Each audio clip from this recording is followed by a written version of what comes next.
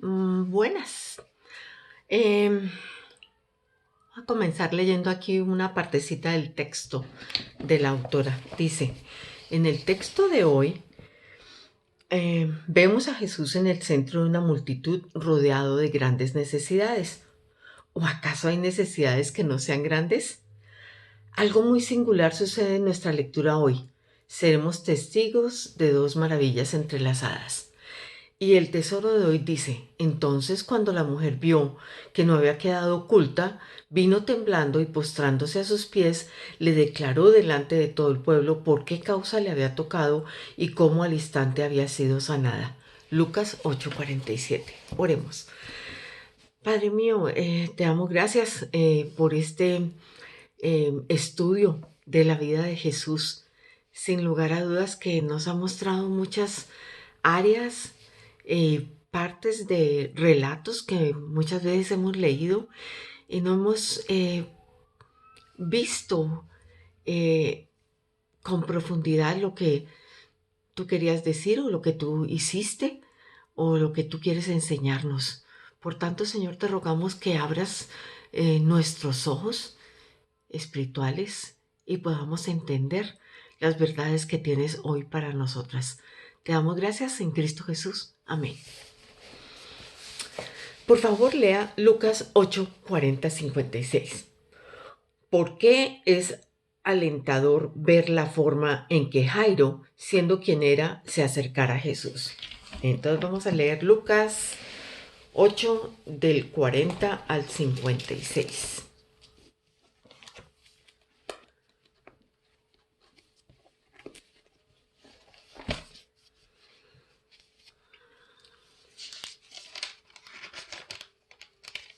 Hemos estado todas estas semanas en el capítulo 8 y pues este es el final del capítulo 8.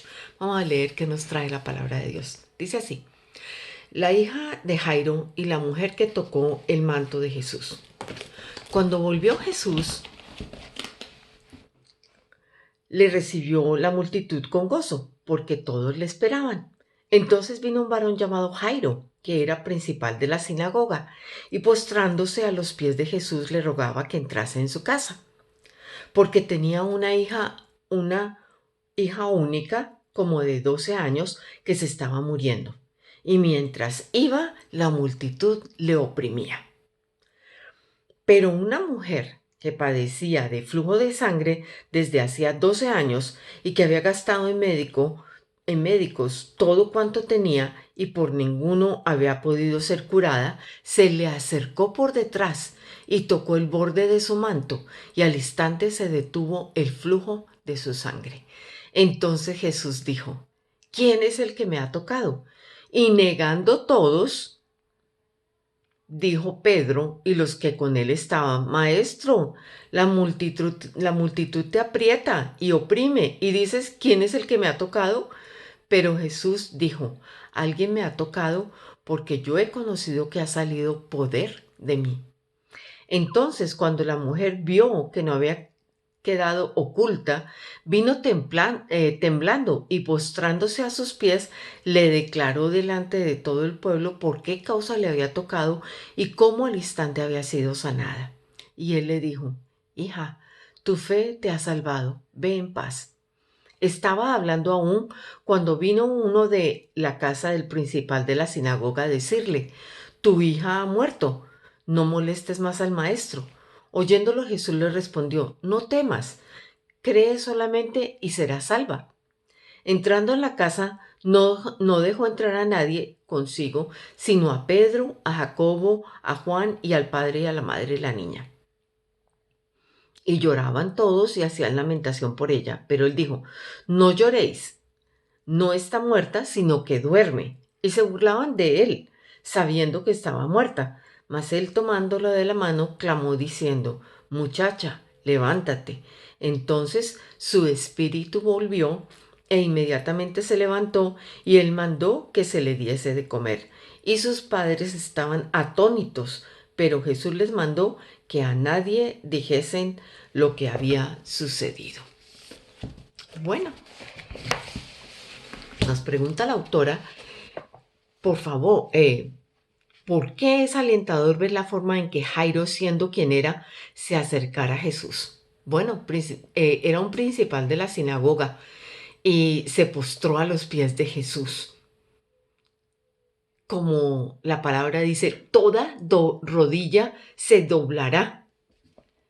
Es increíble, increíblemente cierto. Grandes, pequeños, ricos y pobres, todos doblarán rodilla ante el Rey. Y invita a la autora, ejercitemos un poco la imaginación. Se nos dice que Cristo supo que alguien lo había tocado porque había salido del poder. Entonces, dice la autora, no podemos imaginar lo que sintió, pero intentémoslo. Pensemos en alguna experiencia humana que pueda compararse con una experiencia divina para identificar un poco mejor con lo desconocido a través de lo conocido.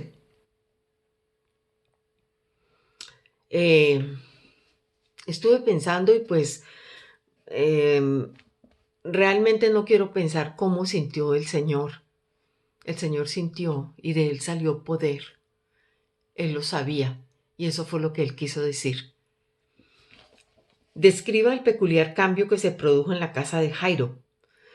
Pues de tristeza y de llanto por la muerte de la niña, quedaron atónitos por la resurrección de la niña. Hasta se burlaron. O sea, hubo tristeza, luego se estaban burlando y por último quedaron atónitos. La escena en el hogar nos presenta el contraste perfecto con la partida de Gadara que estuvimos viendo la semana pasada. Jesús fue recibido con tanta calidez de un lado del lago como había sido fríamente despedido del otro lado. Extraño como parece, ¿sabe qué es aún más extraño? Cuando son los mismos brazos los que en un momento abrazan y otros empujan. Abrazan y empujan. Todos lo hemos sentido. Todas lo hemos sentido, ¿verdad? Veamos cómo dice Lucas 8:40, que la multitud lo recibió porque lo estaban esperando. Y menciona que con gozo. Entonces, dice la autora, me encantan los encuentros sorpresivos con Jesús, pero creo que a Él le complace que vivamos con la expectativa de su llegada. Se deleita en la fe que espera fielmente en que Él actúe. Quizás no sepamos cuándo o cómo, pero vivir con la esperanza de que Cristo aparecerá en nuestras circunstancias porque lo buscamos y le damos la bienvenida. Sin lugar a dudas, en muchas ocasiones hemos tenido ese tiempo en el que esperamos su venida cuando estamos en situaciones difíciles. El versículo 41 nos presenta a una protagonista que no solo fue a darle la bienvenida a Jesús, sino que fue desesperada a buscarlo. Y dice la autora, en su libro Viento fresco, fuego fresco de Jim Cymbala, escribe, descubrí una verdad apabullante. A Dios le atrae la debilidad. No puede resistir a quienes humilde y honestamente admiten con desesperación que lo necesitan. Nunca dejo de convencerme cuando en algún culto una persona va hacia el frente para orar, pero me toca especialmente cuando alguien que al parecer tiene todo bajo control admite que la vida lo ha descontrolado y se humilla para orar. Sí creo que Cristo se siente atraído cuando admitimos abiertamente nuestra desesperación. Estoy segura de que has observado que Jairo era el principal de la sinagoga. ¿Qué dos cosas hizo cuando se acercó a Jesús? La primera, se postró a los pies de Jesús y segundo, le rogaba que entrara en su casa. Y dice la autora Jairo me recuerda al centurión de Lucas 7, que al parecer comprendía el concepto de autoridad porque él estaba él mismo en posición de autoridad. De la misma manera, el principal de la sinagoga al parecer comprendía que existía un principal ante quien todos los demás deben inclinarse. No solo este hombre era digno de respeto, sino que Jairo estaba convencido, y con razón, de que él era misericordioso al tiempo que poderoso. Los hechos que siguen entrelazan dos escenas, de tal modo que, dice la autora, me siento tentada a presentar conceptos que se aplican a ambas al considerar los versículos del 40 al 56. Como un pasaje integral de las Escrituras, hay algunos aspectos que llaman la atención. Uno, lo intenso de la necesidad. Tanto la mujer como Jairo tenían una necesidad intensa. Ni Jairo ni la mujer estaban preocupados por un asunto insignificante. Tampoco lo están muchas personas en la actualidad.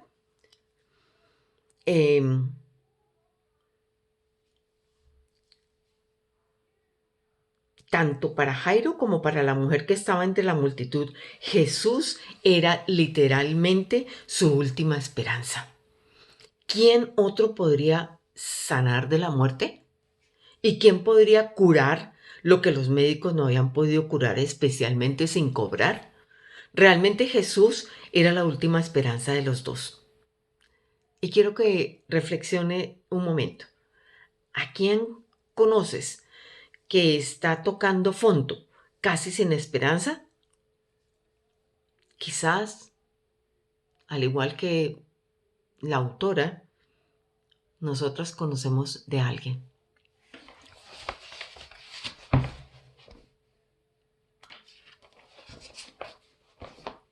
Y nos invita a que hagamos algo. En el margen, en este caso, ustedes no están escribiendo en el libro, en la libreta o el cuaderno que llevas de oración o simplemente en tu mente.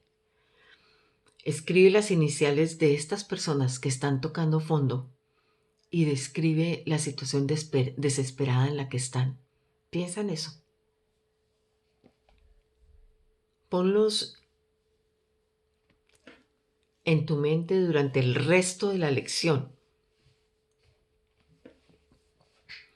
Otra cosa que es común en los dos hechos, en los dos relatos, es lo prolongado de la necesidad. ¿No cree que es interesante que la mujer haya sufrido su enfermedad durante el mismo tiempo que había vivido la hija de Jairo? Pregúntele a cualquiera que haya sufrido una enfermedad crónica cuánta atención exige y le dirá que es difícil concentrarse en cualquier otra cosa. Pregúntele a cualquier pareja de padres cuánta atención les exige su único hijo y es probable que le digan lo mismo. En este momento recuerdo, para que tengamos en oración, a la hija de nuestra hermana Lucía y del hermano Clemente. Tuvo su baby prematuro y su baby prematuro está siendo atendido, es una bebita. Situaciones difíciles, como las usa el Señor. Por favor, lea estos pasajes y escriba cualquier referencia que haya sobre la duración de esta situación para la persona. Lucas 8:27. Lucas 8:27 dice: al llegar él a la tierra, vino a su encuentro un hombre de la ciudad endemoniado desde hacía mucho tiempo. Mucho tiempo. Lucas 8:43. Lucas 8:43. Pero una mujer que padecía de flujo de sangre desde hacía 12 años. Juan 5:5. Juan 5:5. Y había allí un hombre que hacía 38 años que estaba enfermo. Juan 9:1.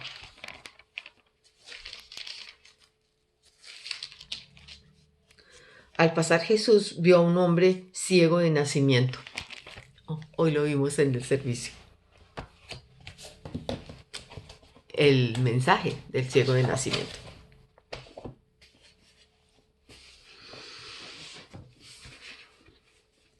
Cristo sanó a cada una de estas personas. ¿Qué conclusión puedes sacar de estos hechos? Y dice que lo pensemos en una oración. Yo escribí esto: Padre, tú eres un Dios de imposibles. Lo que es imposible para mí o para el hombre, para ti es posible siempre. Lo profundo del criterio. Leamos el versículo 42, que la multitud apretaba tanto a Cristo que casi lo aplastaba. Pero una mujer que estaba detrás de él sencillamente tocó su manto y él notó la diferencia. Por favor, tenga en cuenta que la mujer no tocó su piel. Observe que cuando Jesús dijo, ¿quién es el que me ha tocado?, todos lo negaron. Extraño, ¿verdad? La gente estaba tan cerca que casi lo aplastaba, pero nadie admitió haberlo tocado. Su respuesta me recuerda a los niños que tienen miedo de meterse en problemas y admiten que hicieron algo, dice la autora. No se dieron cuenta de que había pocas cosas que Jesús deseara más que el hecho de que quisieran acercarse a Él. Lea la respuesta de la mujer en el versículo 47. Leamos el versículo 47. Entonces, cuando la mujer vio que no había quedado oculta, vino temblando y postrándose a sus pies, relató todo. Amada hermana, nadie queda oculto ante Cristo, menos que nadie una persona que actúe con fe. Esta palabra debería hacernos sentir identificadas a todas. Nada tenemos oculto para el Señor, y menos si actuamos en fe. ¿Cuándo fue la última vez que temió estar oculta o pasar inadvertido a los ojos de Dios, o deseó estarlo? Pregunta para nuestra persona individual, para meditar en eso. ¿Crees que podemos ocultarle algo al Señor? El hecho es que nunca estamos ocultos a sus ojos. Algunas veces esto nos hace más felices que otras. Me encanta que la mujer se haya acercado temblando, aunque había tenido suficiente fe como para hacer brotar el poder sanador de Jesús. Es bueno saber que los fieles también tiemblan. En realidad, su reverencia es parte vital de su fe. Los que verdaderamente creen son sin duda los que verdaderamente se inclinan. Es algo que extraño.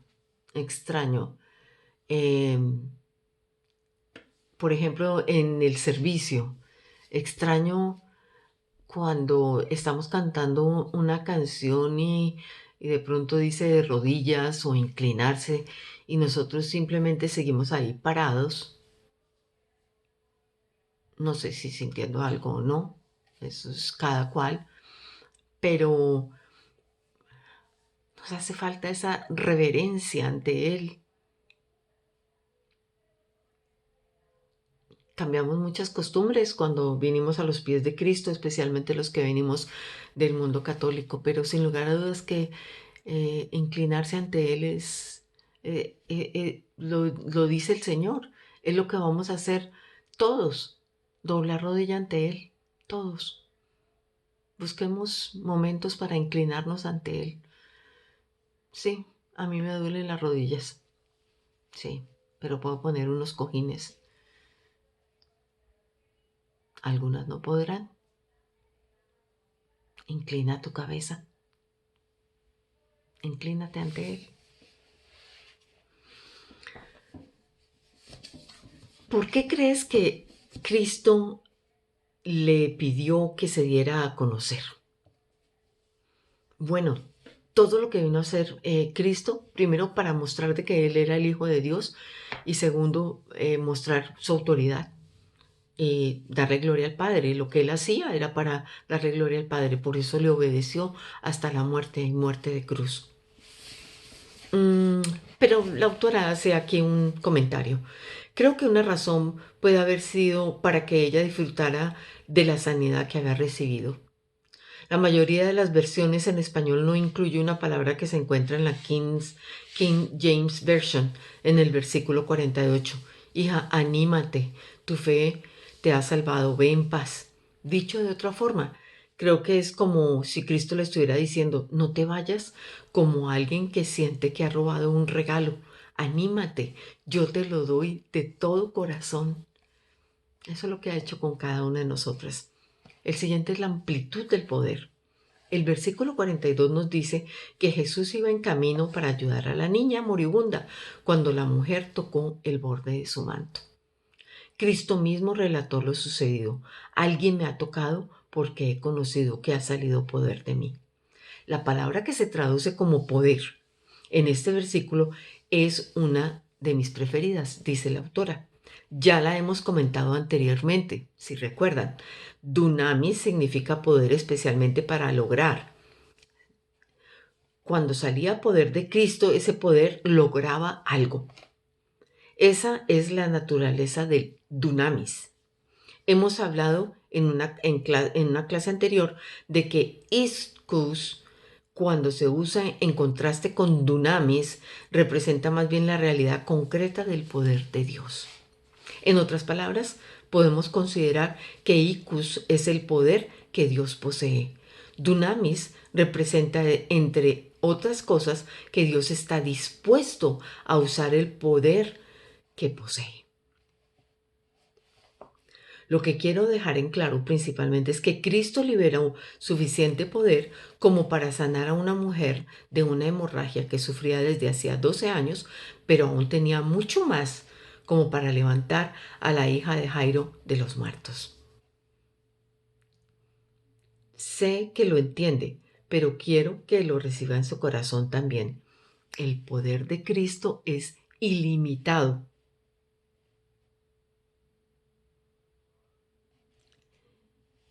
Y su fuente de poder y su misericordia es infinita. ¿Cuántas lo hemos vivido desde que somos creyentes? Yo creo que muchas.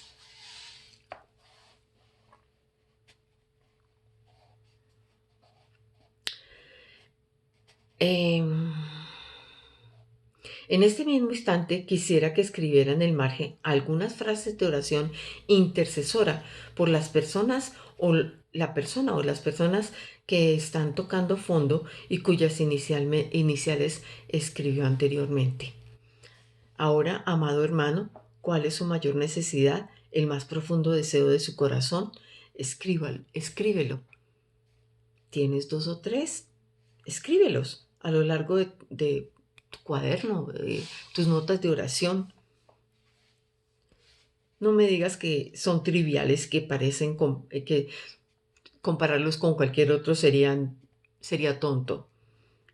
Después de lo que ha escrito, quisiera que estudie con atención la lista de necesidades. Ahora diga en voz alta, Jesús, tú tienes poder suficiente. Ay, amigo, amiga, ¿se atreve a creer que Él es totalmente capaz? Si Él no le otorga lo que pide en fe, no es jamás porque no tenga poder suficiente. Creo que es porque Él quiere liberar un abrumador poder y revelar una gloria aún mayor con otra respuesta. Nos burlaremos de la idea como los necios que se lamentaban a la salida de la casa de Jairo, o entraremos a la casa para ser testigos del milagro. Quiero comentarles que les he estado contando que este libro lo hice en el año 2005, cuando vivíamos en San Diego. Y pues en ese momento, en el 2005, ya habíamos podido salir a rentar una casa y estábamos en una en una casa, pero estábamos en una situación bien difícil y, y pues pensaba que em, era, era tonto ponerme a pedir para que tuviéramos para el arriendo, para que pudiéramos permanecer allí. Y Dios no tomó en vano ninguna de mis peticiones, nunca. Un año después, sí, casi un año después, 7, 8 meses después, fue cuando el Señor proveyó de trabajo a Héctor aquí en Arizona. Em, Voy a leerles una partecita de lo que escribí. Bueno, Padre mío que estás en los cielos, te ruego que tu poder se manifieste en la provisión económica para atender el arriendo de la casa, que tú nos proveas, como siempre. Te ruego que no tengamos que endeudarnos. Haz un milagro en esta situación.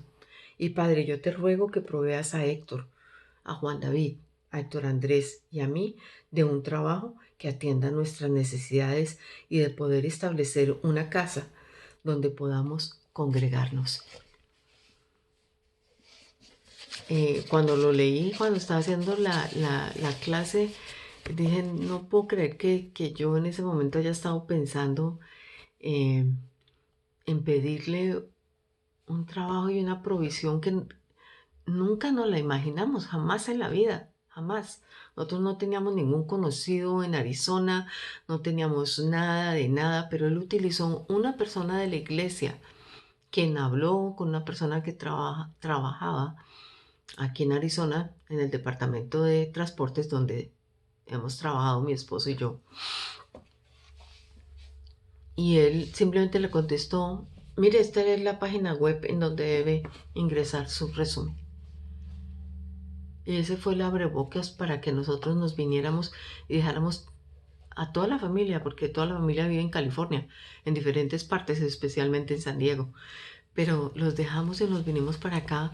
Eh, Habíamos llegado con 8 maletas y trajimos un camión eh, de los grandes eh, para ocupar la casa que Héctor había rentado al recibir el trabajo. Y él no quiso esperarse a los 90 días en donde le decían si lo dejaban definitivamente del trabajo o no. Él dijo, no, yo confío en que Dios este trabajo nos lo dio a nosotros. Así es que puedes venirte con los niños. Y pues me vine con Ana María porque los otros estaban estudiando, terminando el semestre. Mm, y el Señor ha hecho cosas maravillosas, nos proveyó esa primera casa en donde Héctor comenzó a, involucrarse en el ministerio a través de los conocidos que el Señor nos puso aquí en Arizona con esa simple notica que hizo en un plato desechable nuestra amiga cristiana con sus familiares de acá. Y comenzamos nuestra vida de iglesia aquí en Arizona. Y es todo para la gloria de Dios, nada para nosotros. Y pensando en las personas que tenía en ese momento en la lista, una de ellas era mi papá. Mi papá estaba bastante enfermo y mi mamá sufría mucho. En el 2005 él todavía continuaba vivo, hasta el 2008 que él falleció cuando preciso mi mamá y mis hermanas vinieron a visitarme. Ellas no pudieron estar cuando él murió. Fue con una de mis hermanas que se quedó allá y mi sobrina. Pero mi mami, que lo había cuidado toda la vida, a pesar de que él la había abandonado, eh, no pudo estar cuando moría. Pero pasó su sufrimiento y nunca hubiera sabido que mi mamá iba a estar acá y mi papá iba a morir allá. Em, Cosas que el Señor permite y que hace y que son maravillosas y em, nos dio trabajo a todos aquí en Arizona. Increíble. El Señor es maravilloso. Y esto es de una cosa insignificante como es la parte financiera, pero también le doy gracias por las cosas que hizo con mi mami y con mi papi. Y todavía está la petición de mi hermana Marta, la tengo ahí en la lista. Ella pues fue la que estuve cuidando en estos meses pasados y pues continúa enferma, pero Dios la ha librado de varios momentos en que ha estado a punto de morir. Le hemos hablado bastante del Señor y confiamos en que el Señor haga su obra en su corazón. Bueno, espero que tenga más increíbles, eh, imposibles, eh, que ustedes han disfrutado en la vida por creer en este maravilloso y poderoso Dios, en su Hijo y en el Espíritu Santo. Bueno, bendiciones. Oremos. Señor, te doy gracias, Señor, y por poder reflexionar sobre todas estas cosas después de tantos años y permitirme que pueda recordar y agradecerte de todas las cosas que has hecho en nosotros, Señor, especialmente todas las que tienen que ver con el querer servirte a ti, Señor. Nuestro anhelo, tú luego eh, has contestado y por eso te damos gracias. Me conmueve ver tu misericordia sobre nosotros a pesar de lo infieles y de que no merecemos todo el amor tuyo. Y nos has sostenido. Te damos gracias. Gracias, Padre, en Cristo Jesús. Amén.